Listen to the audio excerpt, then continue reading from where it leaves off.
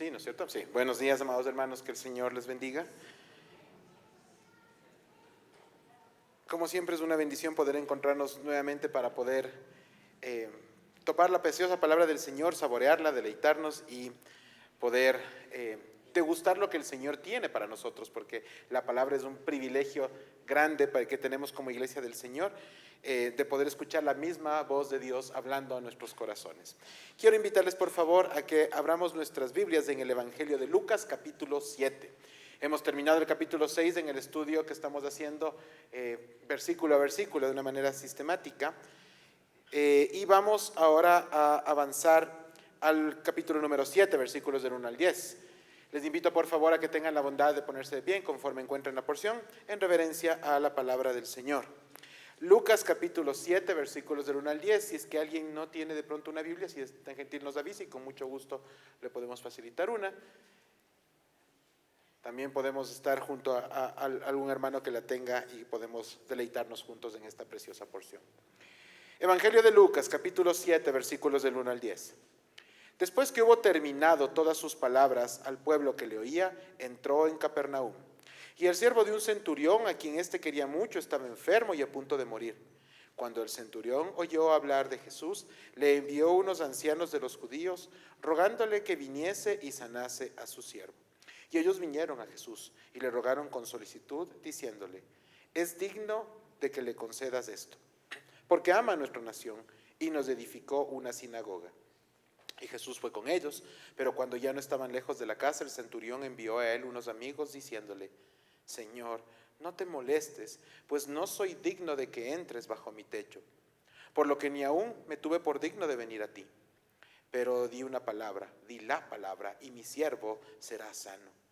Porque también yo soy hombre puesto bajo autoridad y tengo soldados bajo mis órdenes. Y digo a este, ve y va, y al otro, ven y viene, y a mi siervo, haz esto, y lo hace. Al oír esto, Jesús se maravilló de él y volviéndose, dijo a la gente que le seguía: os digo que ni aún en Israel he hallado tanta fe. Y al regresar a casa, los que habían sido enviados hallaron sano al siervo que había estado enfermo. Amén. Tomen asiento, por favor.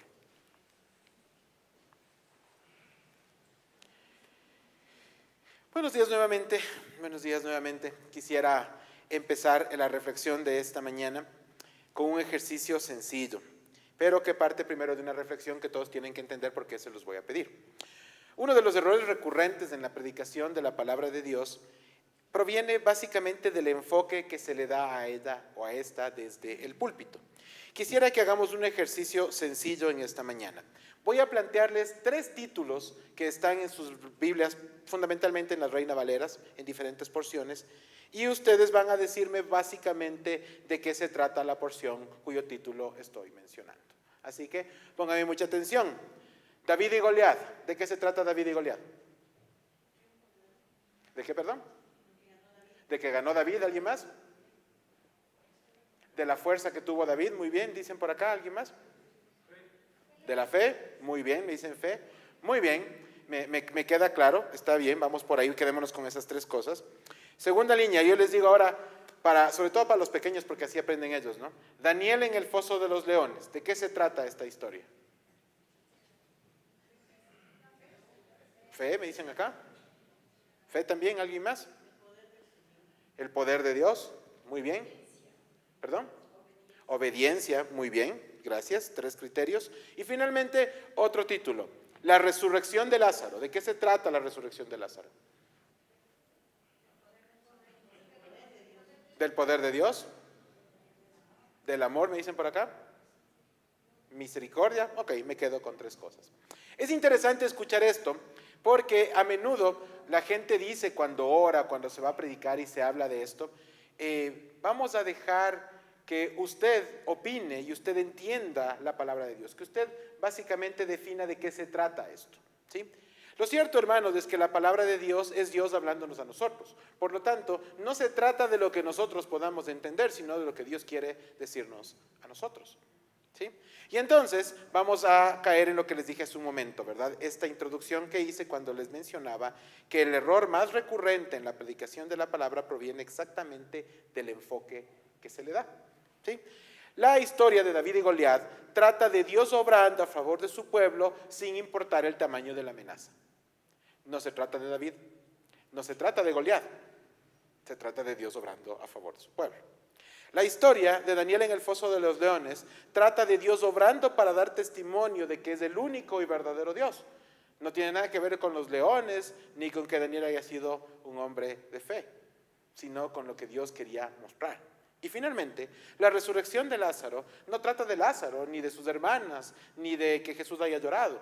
Trata del poder de Dios que está gobernando incluso sobre la muerte. ¿Sí? ¿Por qué es importante entender esto, amados hermanos? Porque toda la Biblia habla de Dios obrando en diferentes circunstancias y con diferentes personas. Humanamente, nosotros tendemos a pensar que estamos hablando de David, de Saúl, de Goliat, de Lázaro o de cualquier otro personaje. Pero la verdad, la Biblia habla de Dios. Todo el tiempo habla de Dios. Entonces, el objetivo fundamental, y no debemos que perderlo de vista sin importar qué versión de la Biblia tenga usted, es uno solo: revelar a Dios.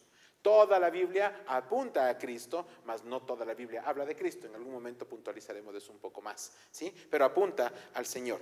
En cada una de sus partes, la Biblia narra la historia de Dios revelándose, de Dios obrando, aun cuando eventualmente ni siquiera se lo menciona. Entre los 66 libros de la Biblia hay uno en el que no se menciona de manera explícita el nombre de Dios. ¿Cuál es? Esther. Correcto, es el libro de Esther. No se menciona a Dios. Pero ¿acaso no se ve a Dios obrando a favor de su pueblo en la reina Esther y en todo lo que hizo a través de esta mujer para que su pueblo sobreviva? ¿Recuerdan lo que iba a pasar en el tiempo del gobierno del rey Asuero, verdad? ¿Sí? Iban a destruir a todo el pueblo por culpa de aquel siervo llamado Amán. Ok, no es una prueba de escuela dominical, pero sí es importante que tengamos claro cómo la palabra de Dios apunta a Él en todo lo que sucede. Y esto mismo, amados hermanos, pasa en nuestras vidas, porque aunque nosotros no podamos ver, Dios está obrando a favor de nosotros. ¿Sí? Realizo esta introducción porque al preparar este mensaje revisé también algunos comentarios y puntos de vista teológicos sobre esta porción, que es bastante conocida, ¿sí? Y encontré un título en alguna de las versiones de la Biblia que me llamó la atención para narrar esta porción de Lucas 7, 1 al 10. Decía el título: El hombre que asombró a Jesús.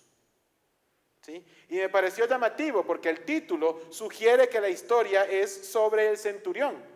Pero como les acabo de decir hace un momento, la historia no tiene nada que ver con el centurión ni con su siervo, sino que vamos a ver qué es lo que Cristo hace, que es en donde realmente se debe centrar nuestra atención y es lo que Dios nos quiere revelar.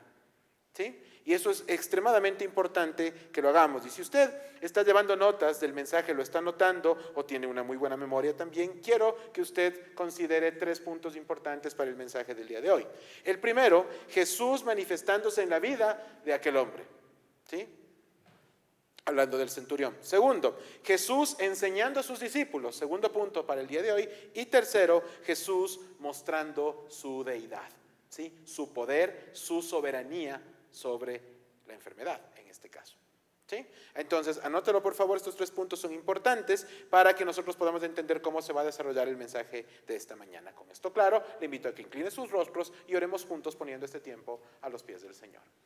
Padre amado, gracias por regalarnos este tiempo especial para que en comunidad podamos abrir tu palabra, para que en comunidad podamos alabarte, orarte, adorarte, Señor, y en este momento ser ministrados por el mensaje que tú tienes para nosotros. Este servicio, Señor, es para tu gloria y para tu honor, y para nosotros es el culmen de una semana en la que hemos estado buscándote, Señor, buscando de ti, con hambre de tu palabra.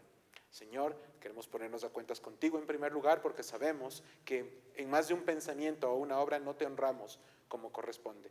Perdónanos, por favor, y ayúdanos, Señor, a mantener nuestra mirada y nuestro corazón fijos en Cristo. Gracias, Padre amado, por esta mañana. En el nombre del Señor Jesucristo oramos. Amén y amén. Ok, entonces, como dirían los españoles, vamos al lío. Vamos a enterar un poquito lo que nos dice la palabra de Dios. Como hemos venido estudiando en los 6 capítulos previos de Lucas, Estamos hablando de un escritor exquisito realmente en su manera de expresarse, ¿no es cierto? Lucas, por su formación, era una persona que podía recurrir a figuras literarias, a un vocabulario amplio, a una forma de expresarse muy culta y muy sencilla de entender para los lectores, para nosotros, para quienes somos los beneficiarios de esta narración. Todos estos talentos de Lucas son utilizados por el Espíritu Santo para que podamos comprender con mayor claridad y precisión el mensaje que se nos quiere transmitir. ¿Sí? Es importante entender esto porque, como les dije, el Evangelio de Lucas no se trata de Lucas, sino de Cristo obrando.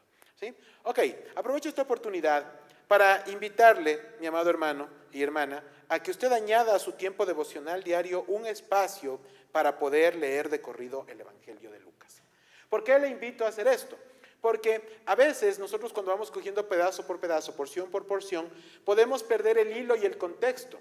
Y es necesario que, para que podamos entender correctamente las Escrituras, lo podamos entender todo de corrido. Seguramente muchos de ustedes han leído libros de famosos poetas, poetisas, escritores de nuestro tiempo, ¿no es cierto? Se me viene a la mente 100 años de soledad. ¿Sí? Muchos de ustedes deben haberlo leído y seguramente 6 años de soledad no la leyeron con un párrafo por acá, otro por aquí o de pasito así poquito a poquito, ¿verdad? Sino que al ser una novela la leyeron de corrido. El Evangelio no es una novela, es la verdad, pero el leerlo de corrido nos va a dar una perspectiva general y venir cada domingo e ir estudiando esto nos va a permitir dar la interpretación correcta y algo específico que nos va a ayudar a crecer. Así que le invito a que su tiempo devocional de esta semana usted añada un poquito más. ¿Sí? Y le invito cariñosamente, sabiendo que eso va a ser de bendición para usted, como también lo ha sido para mí. Con esto en mente, recordemos que el manuscrito original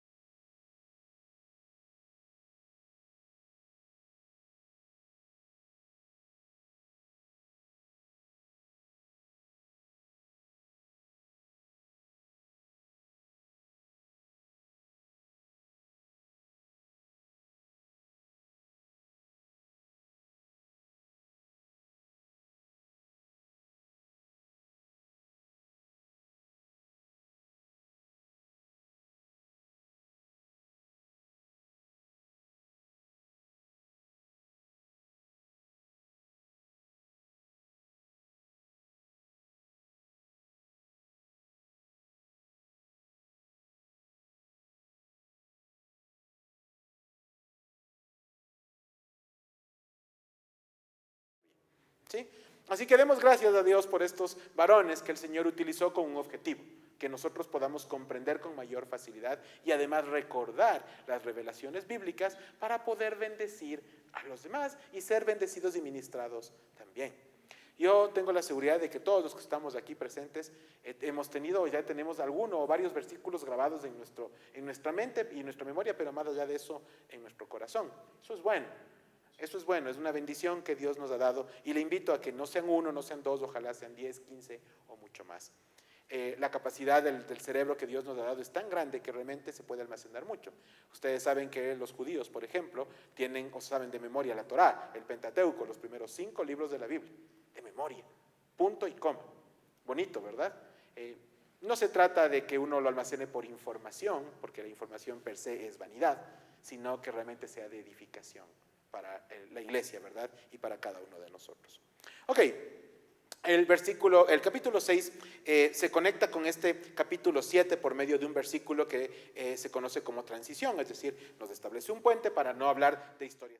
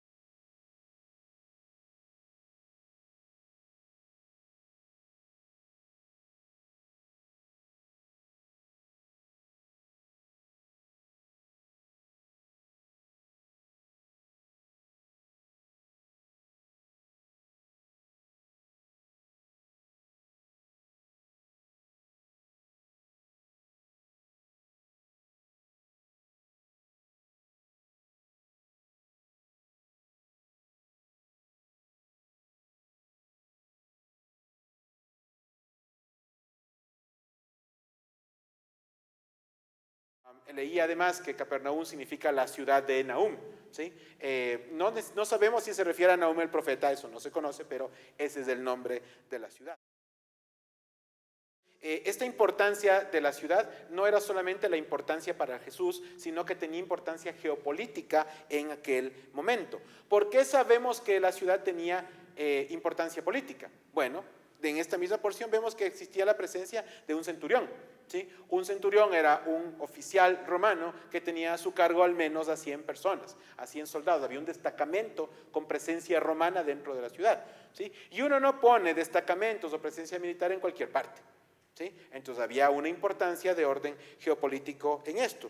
Y además de esto, por si hiciera falta algo más, si me voy por un momento al capítulo 10, versículo 15 del mismo Evangelio de Lucas, se nos dice: y tú, Capernaum, que hasta los cielos eres levantada, hasta el Hades serás abatida, ¿sí? Cuando Jesús habla de eso, está hablando básicamente de alto por importancia y hasta lo más bajo por lo miserable de lo que iba a suceder. Y el juicio del Señor, esta profecía que él hacía sobre esta ciudad, se cumplió cuando en el siglo 7 fue totalmente destruida por un terremoto tan fuerte que no quedó piedra sobre piedra. Y todo intento posterior para volver a reedificar la ciudad fue en vano, para terminar por ser abandonada. Y de hecho, tal fue la destrucción que en la actualidad no se conoce con precisión dónde efectivamente estaba Capernaum, ¿sí? Era muy importante, fue elevada muy alto por toda la importancia que tenía, pero como fue levantada por hombres y no por Dios, terminó en la profundidad del Hades, ¿sí? Vaya, el juicio de Dios es tremendo, ¿verdad?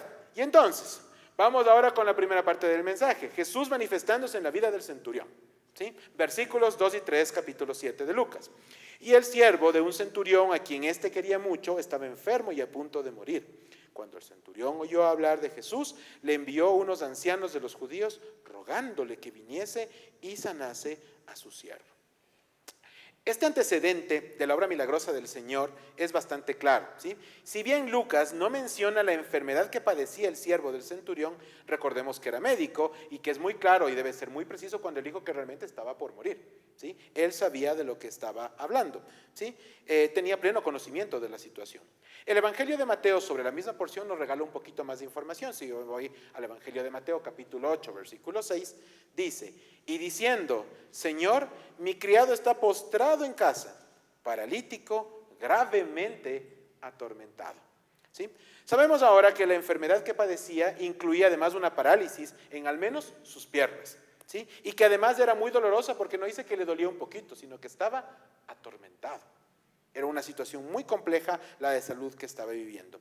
Todo esto además, hermanos, sugiere que el centurión ya había pasado por el proceso regular de cuando alguien se enferma. Le voy a invitar a que seamos un poquito sinceros con nosotros mismos.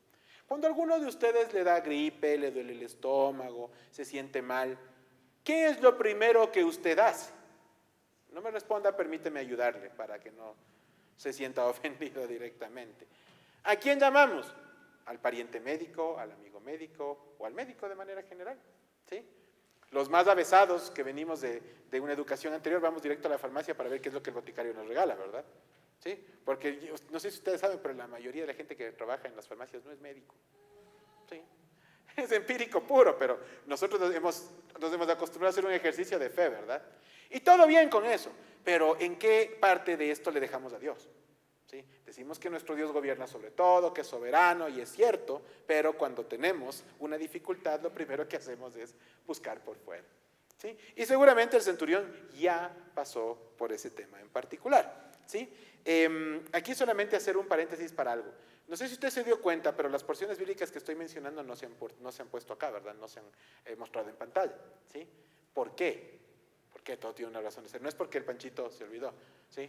No se trata de eso, sino de que es necesario que usted y yo utilicemos de esa Biblia que usted tiene ahí en sus manos y que le demos uso, ¿verdad? Como suele decir mi hermano Beto, cuando usted, es lindo escuchar cómo las hojas van y vienen, ¿no? Está bien, ¿no es cierto? Por eso significa que usted está buscando, que está aprendiendo, eso es bueno. Eso es bueno y usted va a ser de edificación para usted, así que le pido me disculpe, pero no vamos a proyectar esos versículos en la pantalla acá. Así que, perdón por este paréntesis, quería solamente aclararlo. Estos dos versículos, volviendo a los versículos 2 y 3, nos entregan además dos características importantes sobre el centurión, las que además serían corroboradas y complementadas más adelante en la narración que estamos viendo. Característica número 1, el amor. ¿Sí? En aquel tiempo los siervos eran tratados, y eran de hecho, esclavos. ¿Sí? Ni siquiera se consideraban tan humanos como su dueño. ¿Sí? Eran un nivel más bajo de los humanos, de los jefes, ¿verdad? ¿Sí? De los propietarios. Entonces, encontrar que se nos diga que había un centurión, una persona de autoridad, que reconociendo el entorno, porque lo sabía, vivía en medio de él, muestre amor por uno de sus siervos, es algo que nos llama la atención positivamente. ¿Sí? Encontramos una característica de la obra de Dios en la vida de este caballero. Número 2, la humildad. El versículo 3 indica que envió a ancianos de entre los judíos para que hablaran con Jesús e intercediesen por él. A pesar de ser una persona de autoridad y de importancia en la ciudad, él escogió y pidió a alguien que se acerque a hablar con el Señor. No había ninguna razón para que el centurión no vaya directamente a hablar con Jesús, amados hermanos. Absolutamente ninguna. Él podía haber llegado pateando la puerta, como diríamos en nuestro tiempo, ¿verdad? Porque pues sabía quién era Jesús, pero no era su fe, no era su credo, ¿sí? Y sabía lo que había hecho, no quién era. Así que lo más común o lo más esperable hubiese sido eso, pero el centurión no obra de esa manera. Y aquí quisiera entender que, más bien entender y aclarar, que no se trata de que el centurión haya sido una persona notable, sino de que Dios preparó ese corazón para dar un testimonio de lo que iba a venir después, ¿sí? Porque así como en el corazón del centurión, todo lo bueno que hay en su vida y en la mía no viene de aquí, viene de lo alto. Entonces la narración continúa afirmando que los ancianos aceptan el encargo y van delante del Señor. ¿Quiénes son los ancianos? Personas venerables, de buen testimonio, reconocidas, ¿sí? A quien Jesús también conocía, porque él también se desenvolvía dentro de este tema, y le reciben y le llevan justamente para que hable con él. En esta semana un querido hermano me mandó un video de la serie de Chosen, ¿verdad? Que la mayoría de ustedes deben haber visto. Entonces me decía, justo de esto van a predicar el domingo. Le decía, sí. Y le dije, esto es correcto, salvo un detalle, ¿sí? No sabemos y no existe evidencia de que haya habido algún parentesco de familiaridad entre el esclavo o el siervo y el centurión, ¿sí? Pero me equivoqué porque hay un segundo detalle en esto. En esa serie, el centurión sí va a hablar con Jesús, ¿sí? En este caso nosotros sabemos que no lo hizo, él envió a otras personas a hablar por él. Y es conveniente tratar estas cosas porque siempre que nosotros queramos aprender más de Jesús, pues es importante regresar para acá, ¿sí? Es ver esto, está súper chévere, me gusta mucho la serie, pero siempre con la palabra por delante. Entonces, versículos 4 y 5. Y ellos vinieron a Jesús y le rogaron con solicitud diciéndole, es digno que le concedas esto, porque ama a nuestra nación y nos edificó una sinagoga. Los versículos 4 y 5 nos entregan más información que sustenta lo que ya afirmamos hace un momento. El centurión además amó al pueblo judío, porque les ayudó a levantar una sinagoga en medio de esto. El judaísmo era una religión aceptada por el imperio romano, ¿sí? De alguna forma decía, bueno, ¿saben qué? Mientras no nos molesten, ok, reúnanse, lean las escrituras, sus rollos y crean lo que ustedes quieran, ¿verdad? Pero, pues, además de esto, no solamente que recibieron esta aceptación política, sino que además hay una ayuda específica del centurión para poder levantar una sinagoga. Recuerden ustedes que la diferencia entre la sinagoga y el templo es que en las sinagogas no se levantaban sacrificios, eso solamente es para el templo. ¿Qué hacían en las sinagogas? Estudiar la palabra, básicamente, leer y estudiar la palabra. Adicionalmente, se nos dice que era considerado digno de recibir lo que pidió al Señor. De ninguna manera habla de que era un hombre perfecto, pero ciertamente se trataba de una persona que vivía en integridad a los ojos de Dios. Integridad no significa perfección, ¿sí? Nosotros somos llamados a vivir en integridad delante del Señor, sí, pero de ninguna manera sabemos, ni nos percibimos perfectos. No lo somos. Somos igual de pecadores que cualquier otro, ¿sí? Entonces, queda claro cómo fue esto y cómo llegan estas personas y dicen, mira, maestro, ayúdale con lo que está pidiendo porque mira todo lo que él ha hecho. Esto nos denota nuevamente cómo funciona el corazón humano, ¿verdad? Tratamos de negociar con Dios, lo que le dicen es, mira, él ha hecho todo esto por nosotros desde este milagrito, ¿sí? Y el tema es que esas cosas siguen pasando en nuestros corazones ahora. Señor, yo te pido por sanidad para mi cuerpo, yo voy todos los domingos a la iglesia, ¿sí? ¿No han escuchado alguna vez eso en sus propias oraciones? Piénsalo usted mismo. ¿Sí? En donde nosotros pensamos que por venir a la iglesia, que por participar de la vida en comunidad, por abrir la palabra y demás, ya le estamos haciendo un favor a Dios o estamos poniendo monedas que nos van a permitir transar para pedir un favor o un milagro. Hermanos, el ser parte de la comunidad, el congregarse el domingo, el estudiar la palabra, el crecer en el Señor, es un privilegio que Dios nos da, no es un favor que le hacemos a Él. De tal forma, nosotros no tenemos ninguna moneda de cambio para negociar con Dios, ni hoy, ni mañana, ni nunca. Todo lo que Dios hace en su vida y en la mía es misericordia y gracia, gracia y misericordia. ¿Sí? ¿Por qué estamos aquí? Porque Él nos trajo. Así de sencillo. Avanzamos, versículos del 6 al 8, ¿sí? Ahora hablando de la interacción entre Jesús y el centurión, ¿no es cierto? Y Jesús fue con ellos. Pero cuando ya no estaban lejos de la casa, el centurión envió a él unos amigos diciéndole: Señor, no te molestes, pues no soy digno de que entres bajo mi techo, por lo que ni aún me tuve por digno de venir a ti. Pero di la palabra y mi siervo será sano. Porque yo también soy hombre puesto bajo autoridad y tengo soldados bajo mis órdenes. Y digo a este: ve y va, y al otro: ven y viene, y a mi siervo hace esto y lo hace. El avanzar del Señor a la casa del centurión es interrumpido por amigos del centurión, ¿verdad? Quienes se manifiestan o hacen una gala de manifestación de humildad del centurión. ¿Se acuerdan que ya habíamos hablado del amor reforzado y de la humildad reforzada también por otra porción? Esto es bonito porque vemos lo que Dios está haciendo en la obra de este varón, ¿sí? ¿Y qué es lo que le dice? Que no es digno de ir delante de él. Y que por eso envía a estos amigos para que le digan eso, y que sabe que su poder es tan grande que no necesita estar presente, y que si solamente él lo dice, eso va a pasar. No sé si ustedes recuerdan la época en la que los que tenemos al menos más de 35 años, en donde uno tenía que levantarse de la cama y jalar la perillita o girar la otra para cambiar de canal en la televisión, ¿verdad? ¿Sí? Eso era lo más común. De hecho, uno por lo general se quedaba en el mismo canal porque le daba pereza levantarse a cambiar el canal. ¿Sí? Y es que eso era, ¿no? Todo era manual. Y no concebíamos la posibilidad de que existiera alguna forma en la que yo pueda seguir cómodamente en mi cama y ese canal cambie y el volumen se suba o se baje. ¿Sí? Pero cuando llega el tiempo y aparecen los primeros controles remotos, la mayoría de gente pensaba que había magia. ¿Sí? Magia, esto es fantástico, ¿cómo puede ser posible? Pues resulta, hermanos, que mucho tiempo antes, no por magia, no por tecnología, el poder de Dios ya estaba obrando y mostrándonos que uno no necesita estar ahí, que Dios no necesita estar ahí físicamente para obrar. ¿Sí? Dios está en todas partes espiritualmente, y lo sabemos, y el poder de Dios está sobre toda la tierra, y no importa si Cristo se sienta físicamente o no entre nosotros, Él está ministrando su vida y la mía ahorita, en este momento, porque su palabra está siendo predicada. ¿Sí? Y eso a mí me parece fantástico, porque este hombre pagano, no cristiano, este hombre que seguramente había asesinado gente y que habrá cometido una infinidad de pecados, era un instrumento de Dios para darnos una enseñanza 2000 y pico años después, y recordar que el poder de Dios es más grande que lo que mis ojos pueden ver. ¿Sí? Por eso en la oración antes de la prédica, ahora decía: Señor, gracias, porque aunque no podamos ver, yo sé que tú estás obrando para bien en mi vida. Usted no tiene idea la cantidad de cosas de las que Dios le libra todos los días. ¿Sí? No sé si escucharon del avión que se cayó en la India hace unos días. Se salvó una persona en un asiento.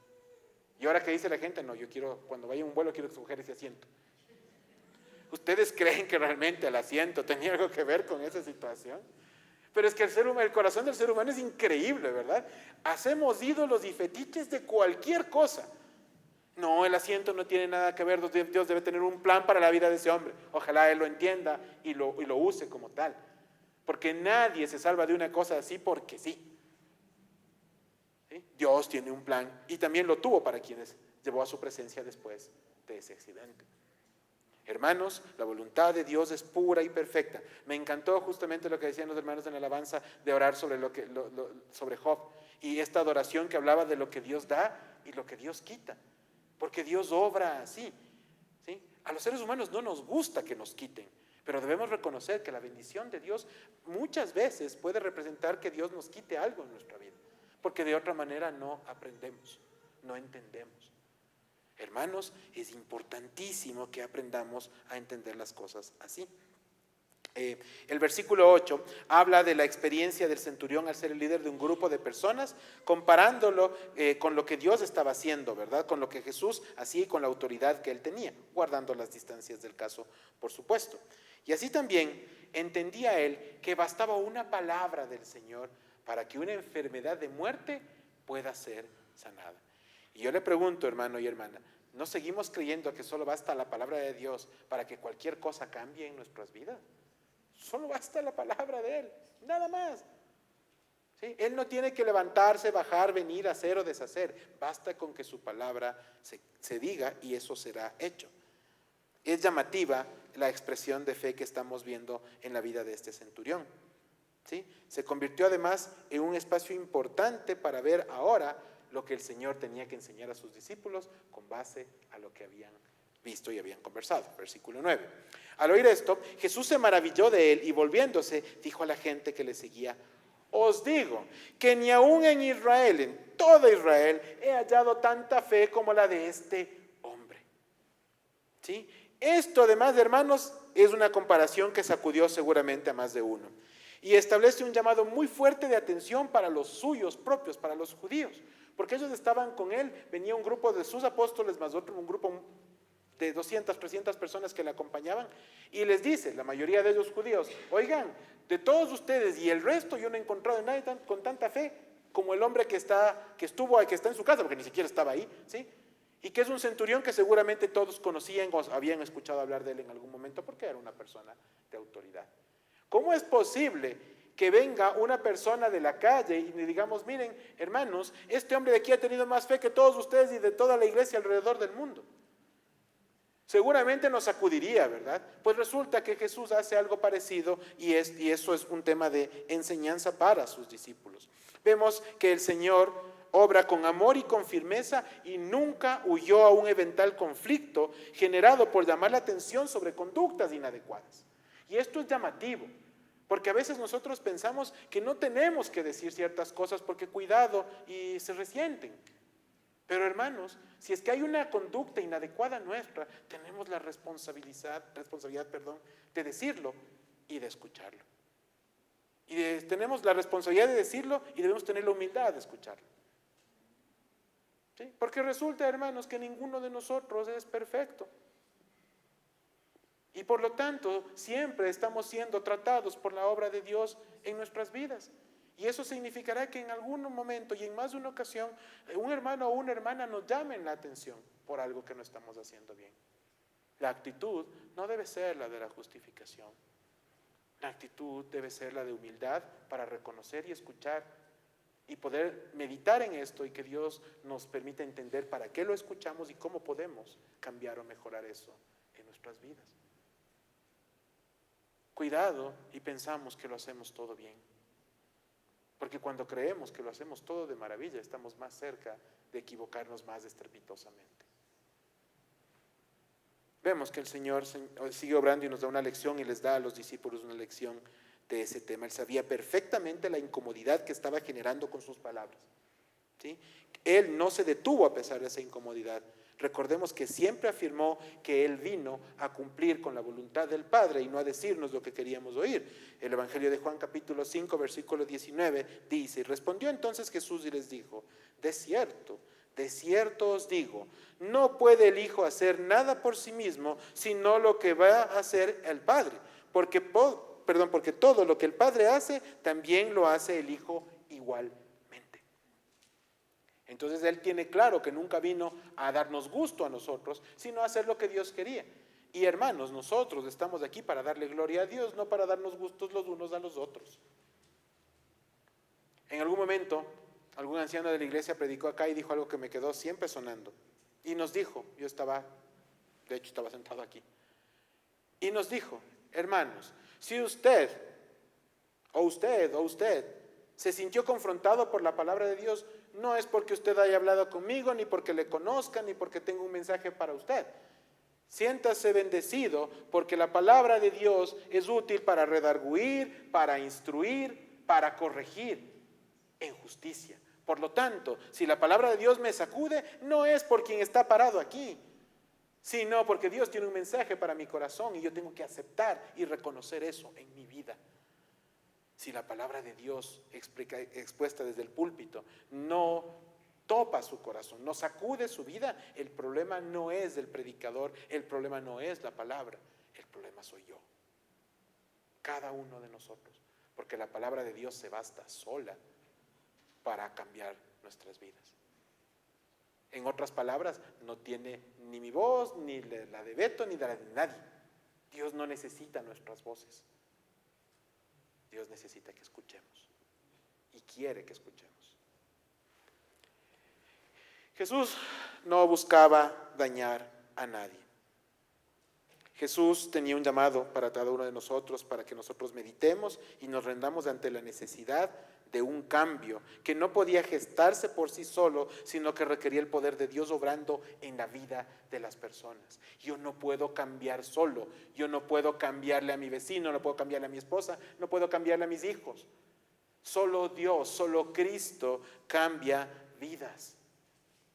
Y así como Dios obró en la vida del centurión para llevarle a ese punto y dar una lección a sus discípulos y luego predicarnos a todo esto lo que hizo, así mismo está obrando en nuestras vidas. Y como decíamos hace un momento en la clase, no tenemos idea de las personas que son bendecidas a través de lo que Dios permite en mi vida. ¿Sí? No tenemos ni la menor idea de eso. De ahí la importancia de aprender a dejarse usar por Dios cuando Él quiere, como Él quiere. Y nada más. Finalmente, vamos a ver a Jesús ahora mostrando el poder de su propia deidad o propio de su deidad, versículo 10. Y al regresar a la casa de los que habían sido enviados, hallaron sano al siervo que había estado enfermo.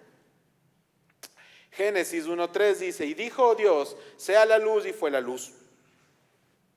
Génesis 1:6, luego dijo Dios, haya la expansión en medio de las aguas y separe las aguas de las aguas. Y pusieron la tierra. ¿Apareció o no apareció la tierra? ¿Dónde está usted sentado en este momento? Génesis 1:14, dijo luego Dios, haya lumbreras en la expansión de los cielos para separar el día de la noche y sirvan de señales para las estaciones, para los días y años. ¿Algunos de ustedes no han visto lo lindo que es el cielo de Quito? Así dice la canción, ¿verdad? Bonito es. ¿Saben qué? Es un regalo de Dios. En otras palabras, Dios dice y se hace. Punto. ¿Sí? Y me puedo pasar la Biblia dando 100 ejemplos más, porque estos hay un montón, en donde Dios obra y dice y las cosas simplemente pasan. Así de fácil. Ese es el poder del Dios que tiene usted y que tengo yo.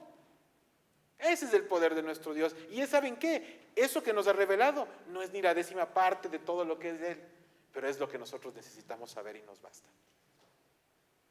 ¿Ya? ¿Usted cree entonces que Dios no está en control de lo que pasa en su vida, de lo que usted está pensando, de lo que usted cree que le falta, de su sufrimiento, de su pena, de su carencia, de lo que sea? Dios está en control de eso, no le quepa la menor duda.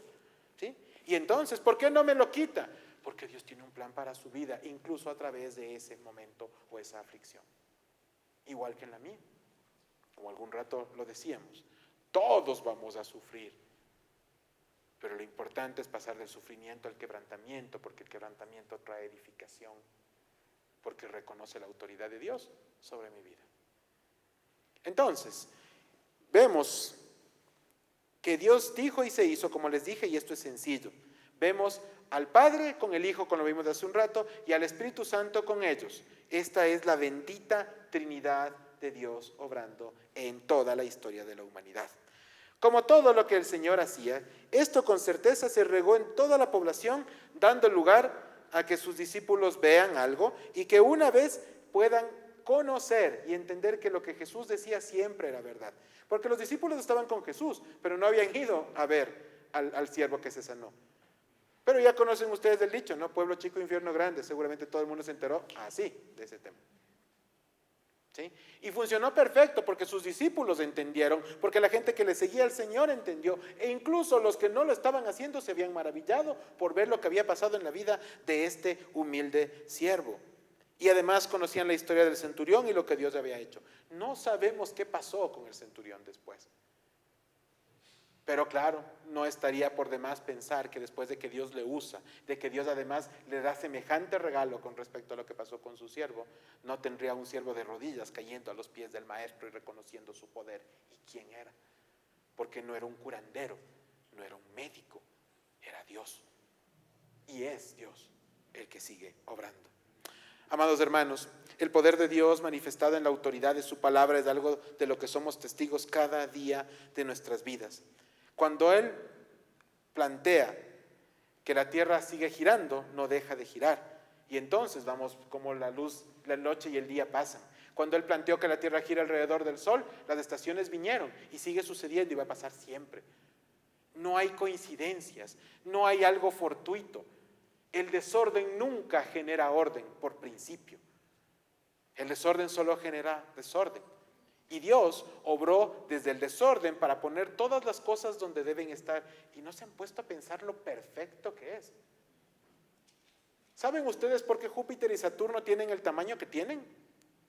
Para evitar que la Tierra sea destruida por asteroides. ¿Saben ustedes por qué la luna está colgada ahí? Para que nosotros tengamos las mareas, las olas y todo lo que vemos. Hermanos, lo que hizo Dios es fantástico. Y sigue siendo fantástico. Sí, Jesús resucita gente, Jesús sana, Jesús levanta a las personas, Jesús consuela. Vemos a un Dios que en lo macro y en lo micro muestra su poder y su autoridad totales. Él dijo y se hizo. Han pasado más de 2000 años desde que el Señor anduvo con nosotros y nada de su palabra ha perdido vigencia, no importa cuántos años más pasen, eso no va a cambiar. Satanás, nuestra carne y el mundo se han rebelado contra Dios una y otra vez, pero su amor, su misericordia y su gracia se han impuesto. Dios ha prevalecido siempre y Él es victorioso, fue victorioso y será victorioso. ¿Sí? Si usted quiere estar del lado de la victoria, usted tiene que estar del lado de Dios, amados hermanos. Nadie nunca se va a poder rebelar contra Él sin padecer por ello. Hermanos, la narración de esta porción bíblica no pretende mostrarnos la fe del centurión, sino la obra de Dios en el corazón de ese hombre.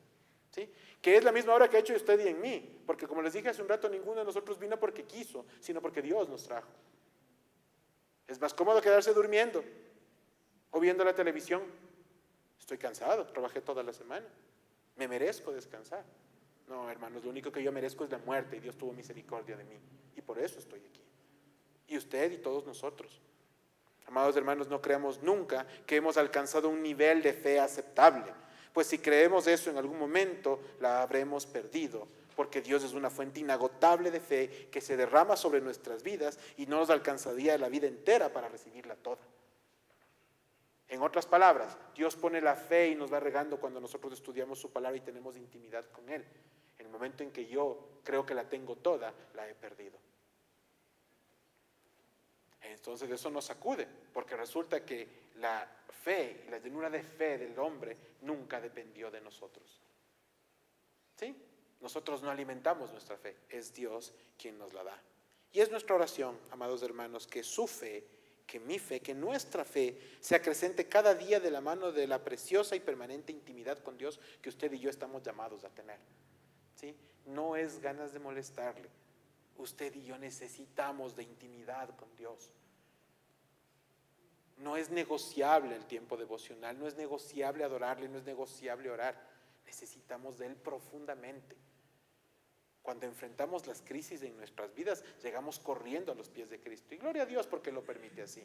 Pero ¿no sería mejor recibir las crisis incluso de rodillas y juntos? Esta semana leí una frase que me impactó. El hombre no es nada más que lo que es de rodillas delante de Dios. Nada. Eso es lo que somos. Si yo quiero saber lo que soy, refléjeme a mí mismo de rodillas delante del Creador. Y eso es todo. No hay títulos, no hay cartones, no hay cuentas bancarias, no hay reconocimiento. Delante de Dios somos nosotros de rodillas y nada más. Hermanos, oramos para que esos ejemplos de fe que vemos en la vida de tantos personajes y en la de muchos hermanos no se repliquen en nuestras vidas, sino que sean una motivación más para mirar a Cristo y alcanzar esos niveles de la mano de Él, para su gloria y para su honor. Oremos. Gracias, Padre Celestial, por esta mañana y tarde.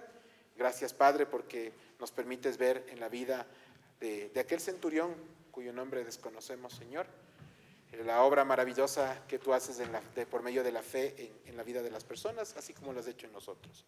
Gracias, Padre, por eso, y gracias, Señor, por habernos visto, a pesar de que no somos nada ni nadie para que nos veas.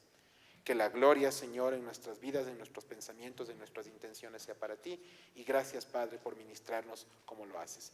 En el nombre del Señor Jesucristo oramos. Amén y amén.